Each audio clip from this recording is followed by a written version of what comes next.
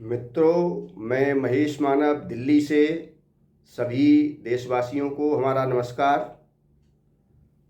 मित्रों, आज का जो विषय है बहुत ही महत्वपूर्ण विषय है जो देश को खुशहाली के लिए ले जाने के लिए अत्यंत ही महत्वपूर्ण कार्य है। वो क्या है, इसको आप जरूर गहराई से सुनिए और समझिए कि जो लोग कांवड़ का विरोध करते हैं, पाखंड का विरोध करते हैं, अंधविश्वास का विरोध करते हैं, मोदी का विरोध करते हैं, वही लोग, इनका विरोध तो ठीक है, इसमें कहीं कोई दो राय नहीं, ये होना भी चाहिए, लेकिन समर्थन किसको करते हैं? जो अखिलेश जी परशुराम का मंदिर बनवाने वाले और माननीय स्वर्गीय मुलायम सिंह जी मोदी जी को पार्लियामेंट में पूरे देश के सामने कहने वाले कि मोदी जी को एक मौका और दिया जाए। 2019 में उनके द्वारा पूरे देश को संदेश दिया गया था। और समझिए, इसी क्रम में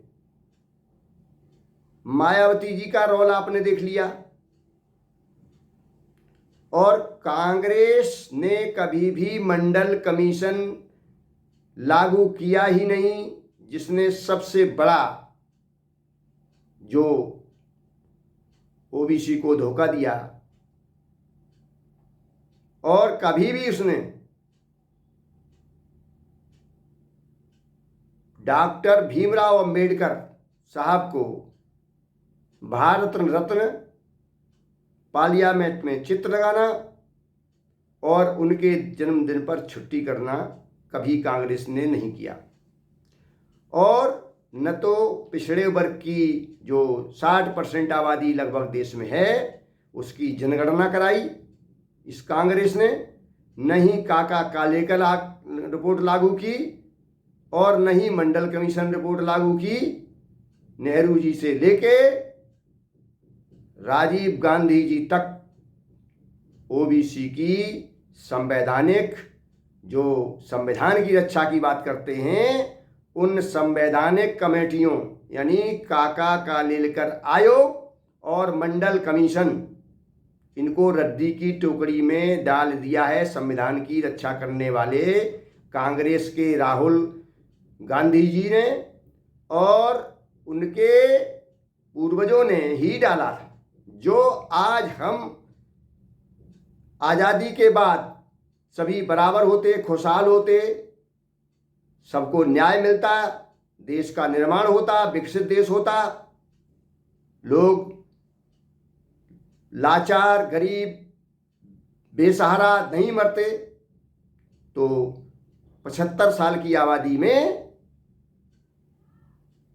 लगभग 60 साल कांग्रेस ने शासन किया। तो ये ओबीसी की दुर्दशा के जिम्मेवार कौन हैं? कांग्रेस के ही लोग हैं और उन्हीं में से बहुत से लोग भारतीय जनता पार्टी में आ गए हैं।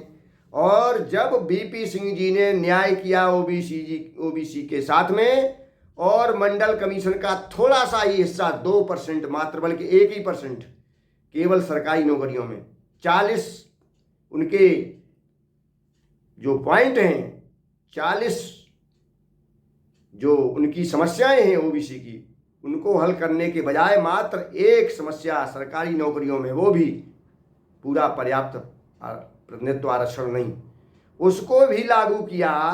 तो भारतीय जनता पार्टी ने मंडल कमीशन को खत्म करने के लिए, विरोध करने के लिए देश राम रथ यात्रा निकाल दी और बीपी सिंह जी की सरकार गिरा दी।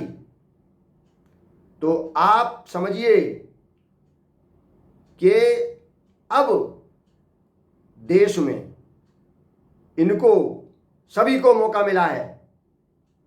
Congress, Bharatiya Janata party, Samajwadi party, Bahujan Samaj party, इन लोगों को मौका मिला और लंबा मौका मिला। जो उत्तर प्रदेश में बहुजन समाज पार्टी 1993 से सत्ता में आई थी और 4 बार उनकी पार्टी की मुख्यमंत्री मायावती जी रहीं।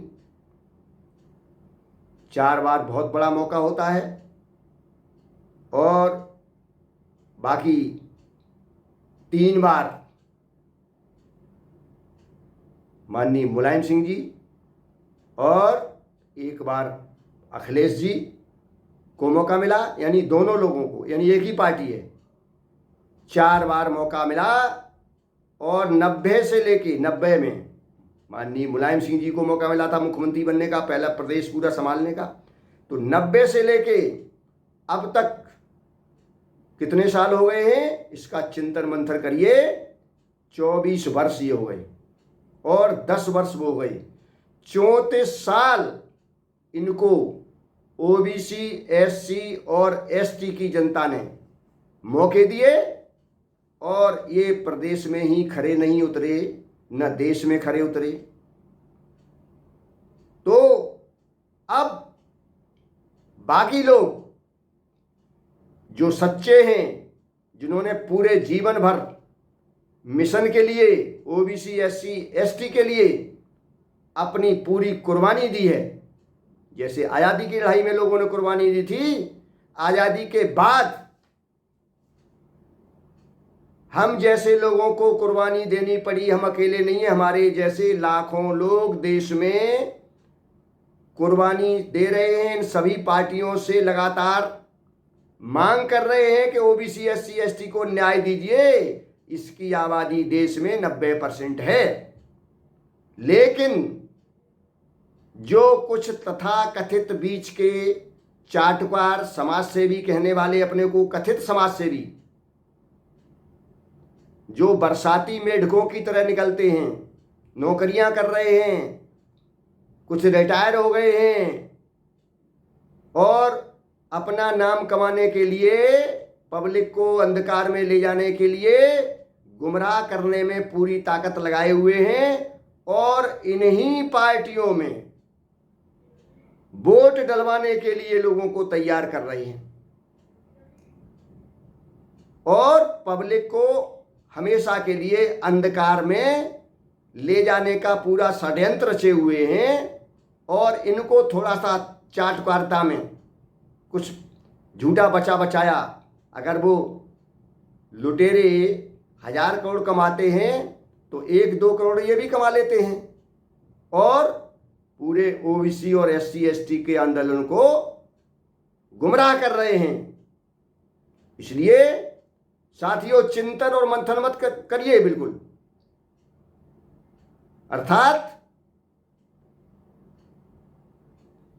आपको यह गहराई से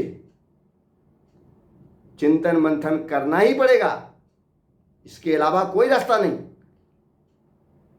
आप इसको सोचिए, समझिए और अब नई ताकत देश में बनने जा रही हैं, जो पूरे देश में, जिन्होंने लाखों लोगों ने अपनी, आज भी आज़ादी के बाद जैसे अंग्रेज़ों से लड़ते रहे और कांग्रेस वाले भाजपा से लड़ते रहे, विपक्ष से जब कांग्रेस ही शासन था, और जब भाजपा का शासन आ गया तो विपक्ष वाले भाजपा से लड़ते रहे। और हमारे जैसे लाखों लोग देश में जनता पार्टी आने के बाद जनता पार्टी से लड़े ओबीसी के अधिकारों के लिए,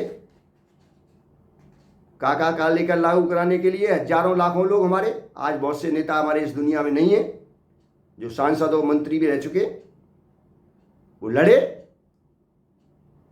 और आज भी हम लोग लड़ रहे हैं बिना किसी पार्टी से कोई लाभ लिए, इन पार्टियों से लगातार। अब समय आ गया है कि सच्चे और सही लोग सामने निकलकर आने वाले हैं और आ गए हैं। इसी के लिए राष्ट्रीय आर्थिक सामाजिक न्याय मोर्चा तैयार किया गया है। जैसे एनडीए भारतीय जनता पार्टी के साथ के लोगों का, इंडिया कांग्रेस पार्टी के साथ के लोगों का, तो तीसरा मोर्चा इंडिया में जो राष्ट्रीय आर्थिक सामाजिक न्याय मोर्चा है, इसमें सभी ईमानदार, त्यागी, तपस्वी, सच्चे, जो देश भर में जानते हैं लोग जिनको, और अपने क्षेत्र में जानते हैं कि जिन्होंने कोई घोटाले नहीं किए, कोई सत्ता का लाभ नहीं उठाया, एक पैसा वेतन नहीं लिया विधायक और सांसद और प्रतिनिधि बन के, न कोई उनसे सांसद विधायक निधि ली, और तब भी संघर्ष कर रहे हैं अपनी कुर्बानी दे के, भूखे रह के, बच्चों को भूखा रख के, मुसीबतों में समय काट रहे हैं। अब ये सभी लोग और देश में जो शिक्षित बेरोजगार हैं, जिनकी लगभग 10 करोड़ आबादी है, कम से कम 10 करोड़ शिक्षित बेरोजगारों की आबादी है, वो लोग संगठित हो रहे हैं। और वही लोग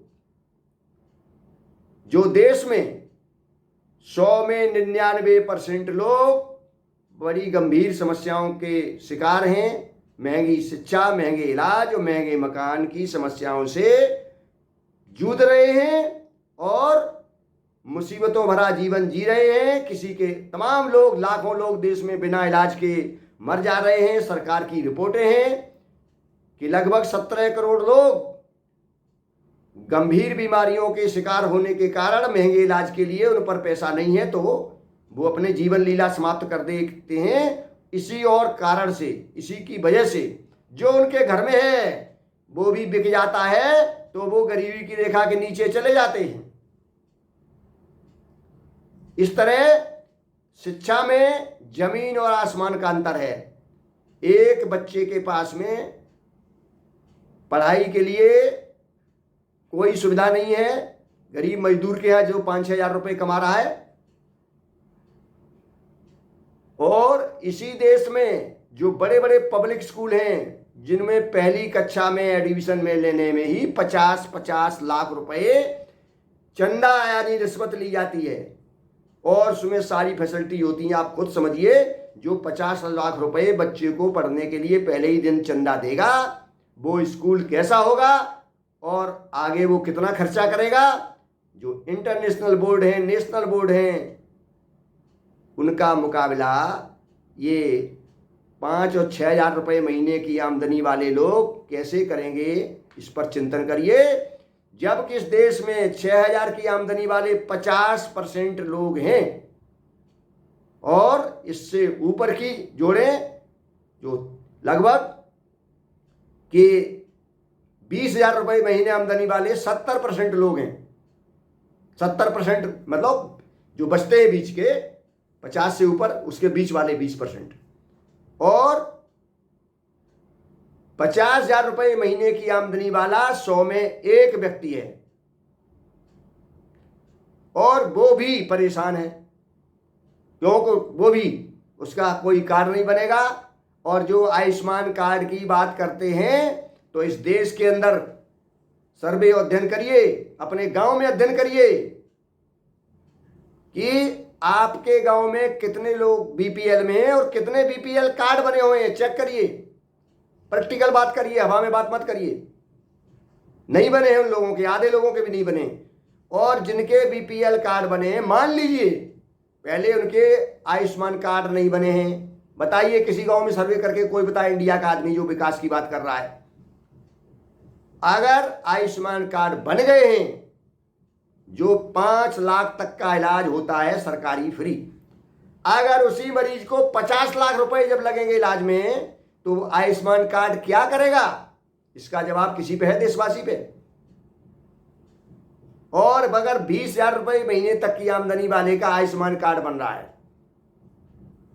मान लीजिए बन नहीं रहा है, बल्कि 10,000 रुपए वाले का भी नहीं बन रहा है महीने पे, अगर 20,000 रुपए महीने वाले का आयुष्मान कार्ड बन रहा है, लेकिन अगर उसकी 21,000 और 25,000 30,000 इससे ऊपर की आमदनी है, उसका तो कोई कार्ड नहीं बनेगा, न बन रहा है, न नियम है संविधान में और सरकार में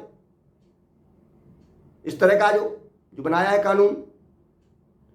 तो वो क्या करेगा? वो कहां से पैसे लाएगा इलाज के लिए? 5 लाख भी नहीं मिलेंगे उसे। तो आप इन चीजों का चिंतन मंथन करिए।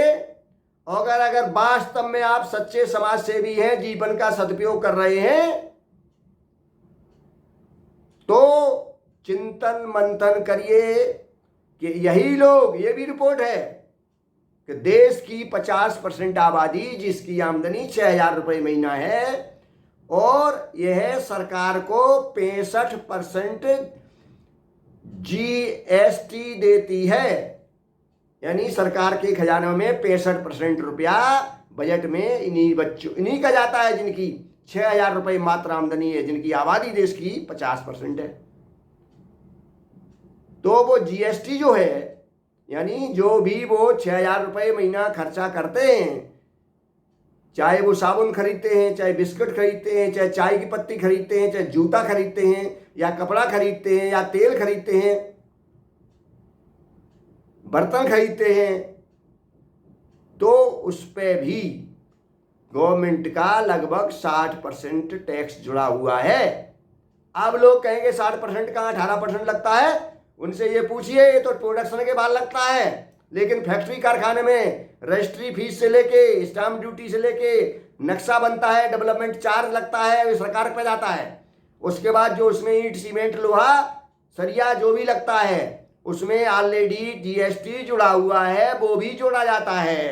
और फैक्ट्री कारखाना जिसमें मशीन लगती है, उस मशीन को खरीदने में ही पहले जीएसटी लगा हुआ है, कई जगह लगा हुआ है, एक जगह नहीं बना, कई जगह मशीन बनती है, कई रॉ मटेरियल से मशीन बनती है, उस पर कई जगह जीएसटी लग जाता है। उसके बाद जो मशीन लगाता है फैक्ट्री कारखाना, पहले ही से इन चीज़ों पे बिल्डिंग में और सब में डेवलपमेंट चार्ज फैक्ट्री एरिया में देके सरकार को, वो सब जीएसटी माना जाता है, लगता ही है पहले कई बार। उसके बाद वो सब जोड़ देता है अपना खर्चा, बैंक से लोन लेता, ब्याज जोड़ देता है, जो लोन लेता उसका ब्याज लगेगा, वो कमा के फिर ब्याज भुगतान करता है, उसका किस्तों का और ब्याज भी भुगतान करता है। तो ये सब मिलाओगे तो जीएसटी लगभग 60% जाती है। जो प्रोडक्शन होता है उस पर ऑलरेडी मशीन, बिल्डिंग पे मटेरियल लग जाती है, उनको जोड़ के फैक्ट्री कारखाना जो मालिक है वो कीमत पहले ही जोड़ देता सबको, सब चीज में। उसके बाद फिर सरकार जीएसटी लेती है और प्रोडक्शन कर लेती है। तो समझ लीजिए, लोग कहते हैं कि 18% जीएसटी लगती है, जिनकी समझ में ना आ रहा हो तो, ज्यादा होशियार हो तो ये जो सरकार पे जीएसटी, जो आदमी कमाता है, मजदूरी करके आया 300 रुपए, जो सामान खरीदेगा 150 रुपए सरकार के पास जा रहे हैं, और वो सरकार के पास लाखों करोड़ इकट्ठे होते हैं। डेवलपमेंट में हाईवे बन रहे हैं, नेशनल हाईवे बन रहे हैं, बुलेट ट्रेन बन रही है, मेट्रो ट्रेन बन रही है, सरकारी अस्पताल बन रहे हैं, सरकारी बिल्डिंगें बन रही हैं, नहर बन रहे हैं, डैम बन रहे हैं, और जो भी डेवलपमेंट पैसा लगता है उसमें कमीशन खोरी पूरा देश जानता है। सभी देश को पता है कि ये पैसा कमीशन खोरी होती है। जो टोटल बजट के, जो बजट जारी करते हैं भारत सरकार के अधिकारी लोग, मंत्री लोग, और वो कितना कहाँ से क्या इकट्ठा करते हैं, उनकी संपत्ति कहाँ से इतनी हो गई, उनकी संपत्ति कितनी है पता करिए, उनके रिश्तेदारों की संपत्ति कितनी है, ईडी वालों को पता करना चाहिए, करवाया जाएगा। तो आप जो उनके पास हजारों सैकड़ों करोड़ की संपत्ति है, वो इसी में डेवलपमेंट के चार्ज में कमीशन खोरी से कोई ट्रांसफर पोस्टिंग होती है, तमाम भर्तियां होती हैं, तमाम घपले होते हैं, परीक्षाओं में रोज देख रहे हो आप। ये सब दंड फंद करके वो पैसा सब गरीब का है बजट में, और ये हवाई जहाज भी खरीद लेते हैं उनसे, 50 लाख की कोठियां बनाते हैं, सैकड़ों हजार करोड़ की फैक्ट्रियां तैयार कर लेते हैं धीरे धीरे। पैसा किसका है? गरीब पर। जो लोन लिया जाता है विदेशों से, यानी वर्ल्ड बैंक से, IMF से, यानी इंटरनेशनल मॉनेटरी फंड से, विश्व बैंक से लोन लिया जाता है, जो मनमोहन सिंह के जमाने तक 45 करोड़ था मात्र। अब आपका लगभग 200 करोड़ हो गया है। 45 लाख और 200 करोड़ 10 साल के अंदर।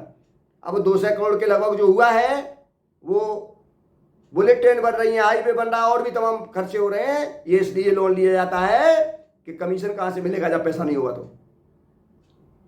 पैसा नहीं होगा और पैसा और महंगाई बढ़ाओगे तो पब्लिक परेशान कर देगी, जीना मुश्किल कर देगी। और विदेशों से लोन लेके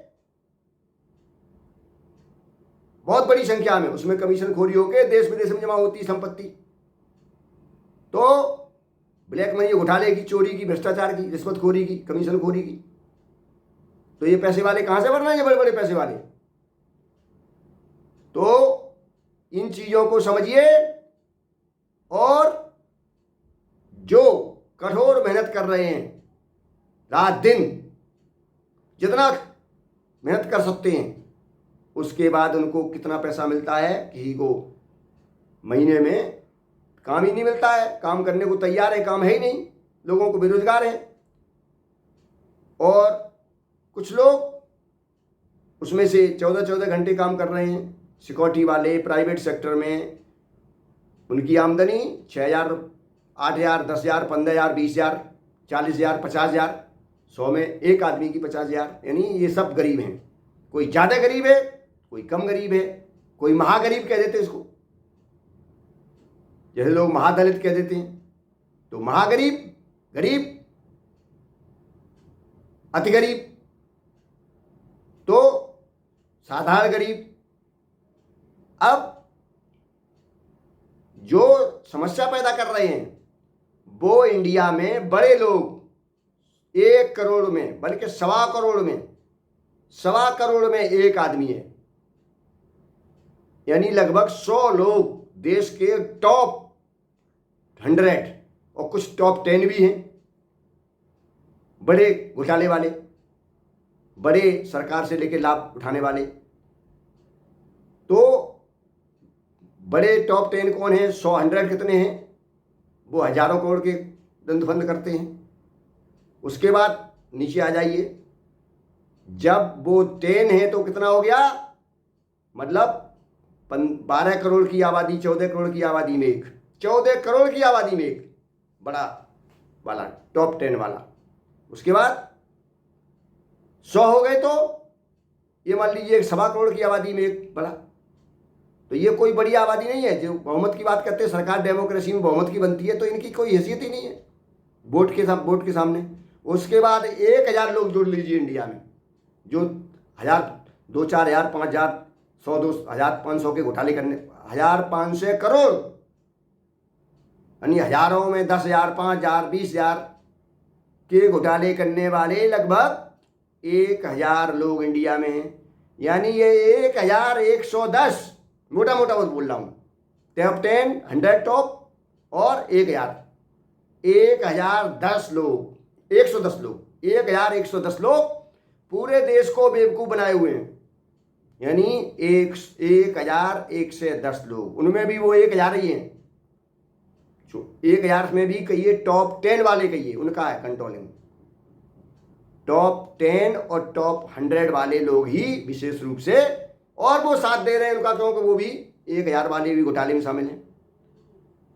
क्योंकि उनका काम भी है घोटाला करना, बड़ा घोटाला। उनका भी सोच है कि गरीबों को कीड़े मकोड़ों की तरह मरने दो, ये कहाँ आदमी है।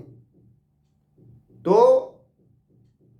अब समझिए, बीच के जो लोग हैं, जो छोटे मोटे घोटाले कर रहे हैं, कोई 1 करोड़ का कर रहा है, कोई 5 करोड़ का कर रहा है, कोई 10 करोड़ का कर रहा है, कोई 20 करोड़ कर रहा है, इनके लोग थोड़े बहुत पीछे पड़ जाते हैं, वो ऊपर वाले।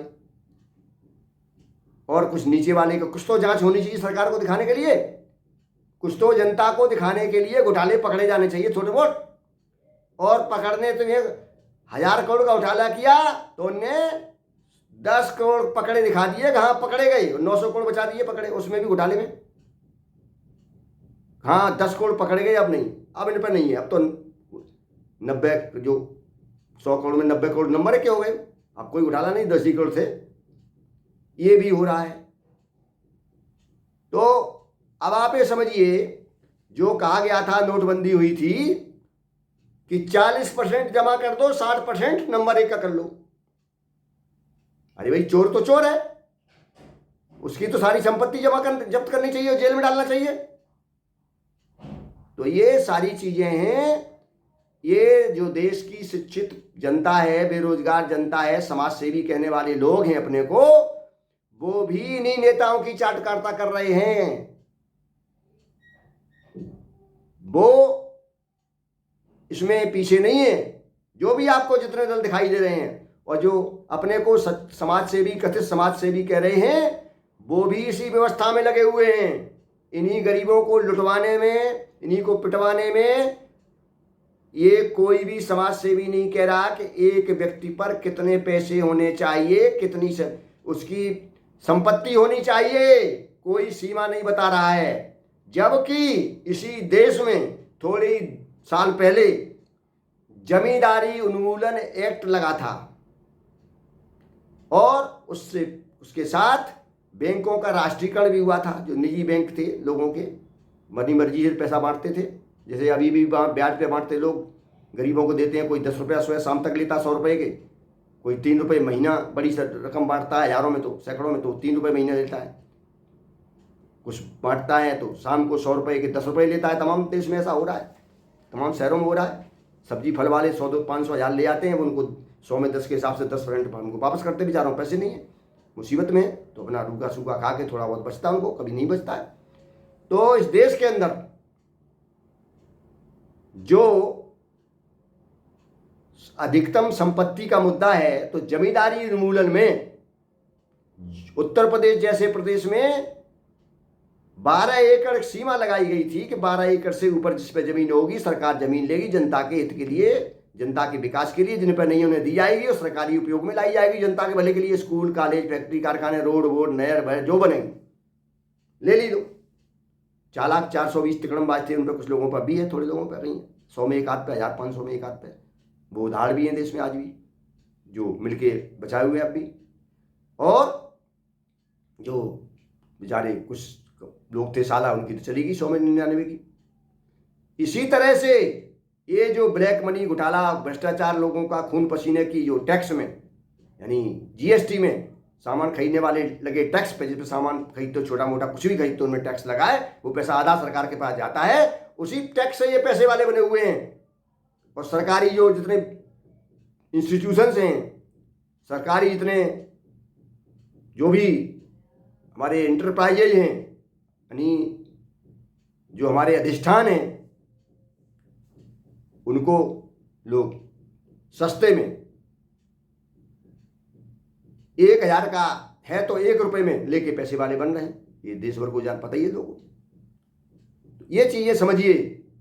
और जनता जाग रही है कि शोषण करने वाले जो 1110 लोग बड़े और बीच में कुछ छोटे मोटे होंगे, तो अब क्या परसेंट हुए? वो परसेंट छोड़ जाइए, लाख में एक है, लाख में 1 लाख में एक, छोटा वाला। बड़ा वाला तो करोड़ों में एक है, कोई 10 लाख में एक है, जो 1000 की बात जब हम करते हैं। तो अब बीच वालों से मत लड़िए, जो 1 करोड़ 2 करोड़। अब गांव में क्या होता है, लेखपाल ने पटवारी रिश्वत ले ली 100 200 500 रुपये, सिपाही ने ले ली 100 200 500 रुपये, बाबू ने लिखी दफ्तर में ले ली किसी में 100 200 500 रुपये।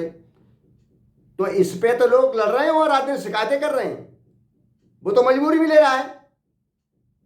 जब लोग करोड़ों ले रहे हैं तो वो मजबूरी में उसको तो गुजारा करने के लिए ले रहा है।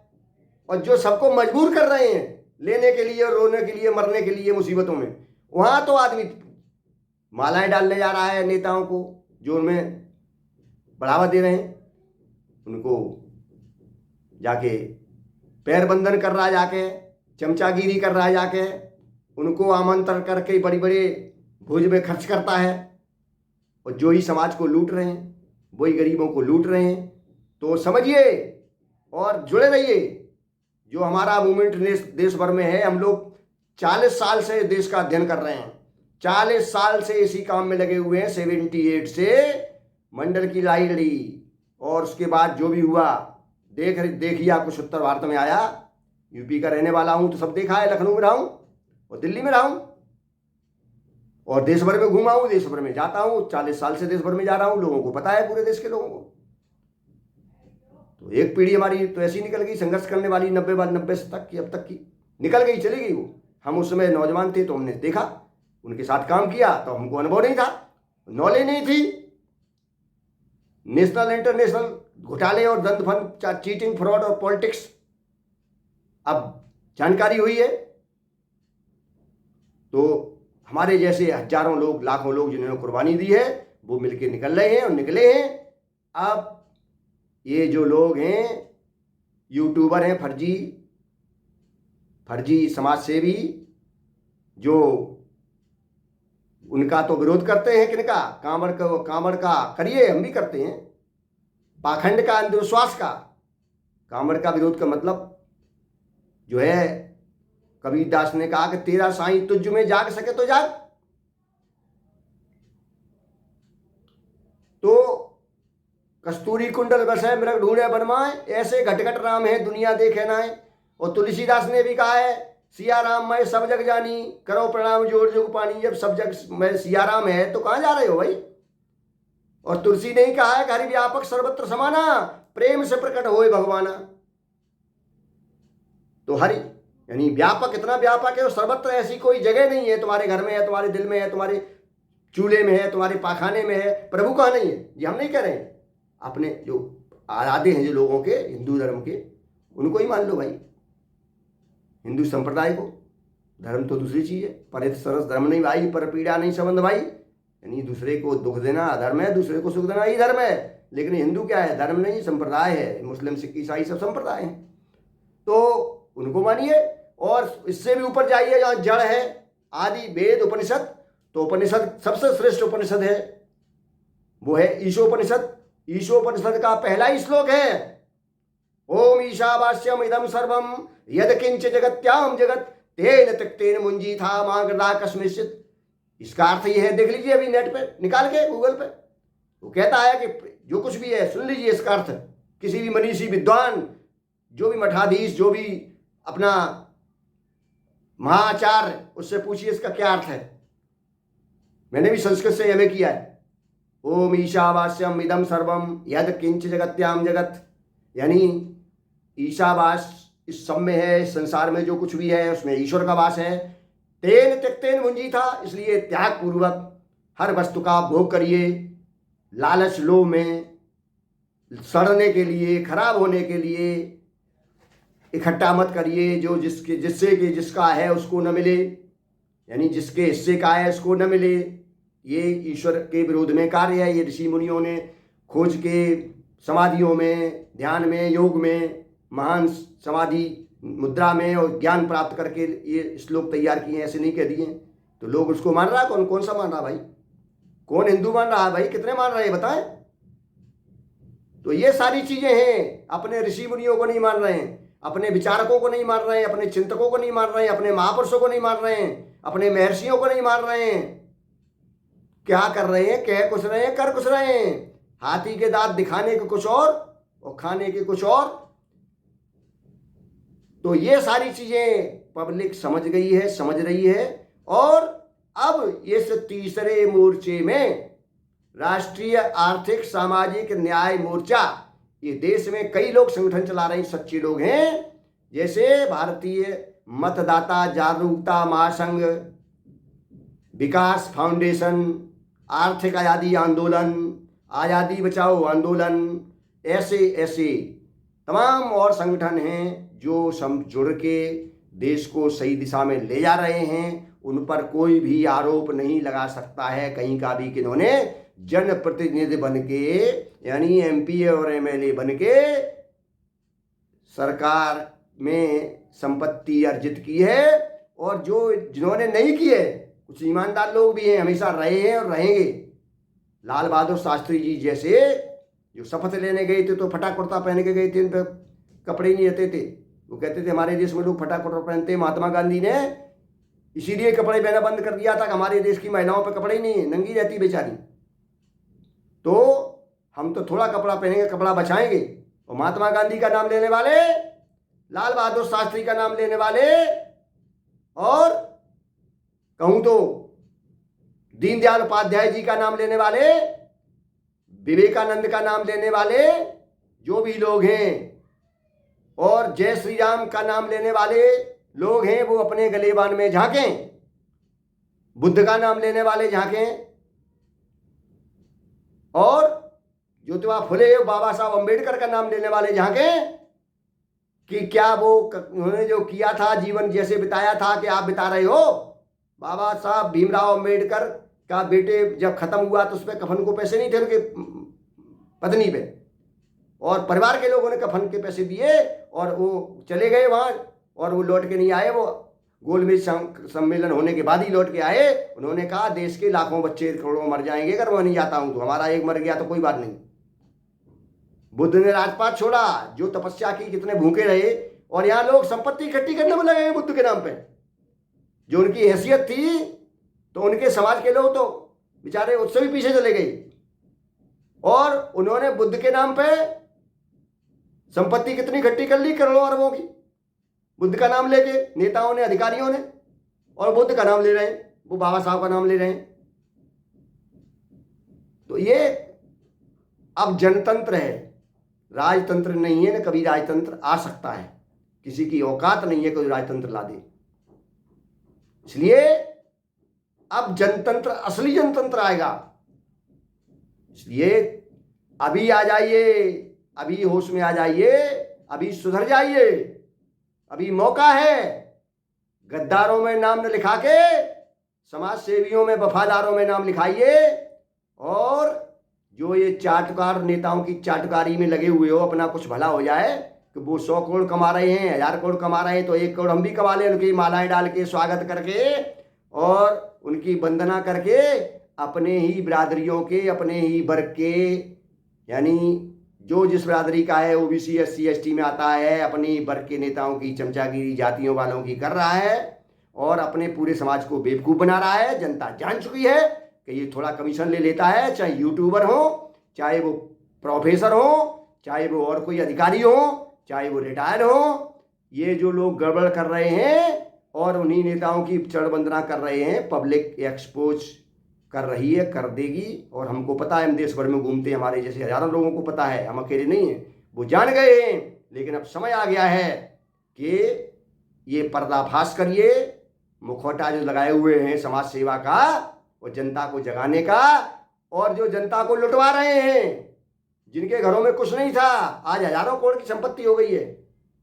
जो समाज सेवा की बात कर रहे हैं, पूरे की हिस्ट्री सबको पता है, उनके बाबाओं पे क्या था, पिताजी पे क्या था, और आज कितनी संपत्ति है समाज सेवा का ठेका लेने वाले लोगों पे, कितनी चाहिए उनको। उनके रिश्तेदार खानदान जो वोट देता बेचारे पे 5000 की भी आमदनी महीने की नहीं है, और 50 करोड़ की संपत्ति इकट्ठी कर ली उन्होंने, और ले रहे हैं कि हम साहब बहुसंख्यक समाज को के लिए लड़ाई लड़ रहे हैं। जैसे मान्यवर काशीराम ने आंदोलन चलाया था कि बहुजन समाज पार्टी बनाई थी, 85-15 की बात की थी, और उसका परिणाम क्या किया हुआ कि कुछ दिनों मौका मिला तो बहुजन जो वोट देता था वो तो बेचारा और पीछे चला गया, बिना इलाज के, बिना पढ़ाई के मर लिया, कर्जे में आत्महत्याएं कर ली। लेकिन उनके नाम पर लोग हजारों करोड़ पैदा कर लेंगे, सबको दिखाई दे रहा है। तो इसी तरह से और पार्टियां भी, ये सभी को देख लो आप, उनके नेताओं पे 400-500 करोड़ पकड़ा जा रहा है, अधिकारियों पे। एक एक का नाम लेके भी बताऊंगा, रिकॉर्ड में है, कोई चोरी की बात नहीं है। और जो कह रहे हैं कि हम 85 और 90% का भला करेंगे, उस ओबीसी, एससी, एसटी का भला करेंगे, वो जवाब दें, और देना पड़ेगा सब पब्लिक को। इसलिए अभी सुधर जाइए, जो ज्यादा संपत्ति इकट्ठी की है जन जागरण में इनके लोगों के भले के लिए लगाइए।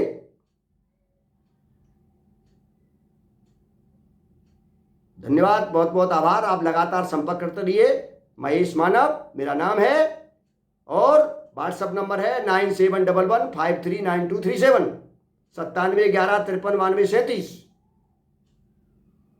और अपने जो पाप किए हैं उनका पश्चाताप करने का मौका है, नहीं तो वो भी मौका चला जाएगा और अंत में पछताना ही पड़ेगा कि जिन्होंने नंबर 2 की संपत्ति इकट्ठी की है वो जेल में है और उनकी संपत्ति भी चली गई है, बचेगी किसी की नहीं। और कोई दुनिया की ताकत नहीं है कि जो घोटालेबाज और जो एक तरह से कथनी और करनी में अंतर रखते हैं, कहते कुछ हैं, करते कुछ हैं, होते कुछ हैं, दिखाते कुछ हैं, वो सब जान रही है पब्लिक। और देखते जाइए आगे क्या होता है, सामने आता जाएगा सब कुछ। धन्यवाद, बहुत बहुत आभार।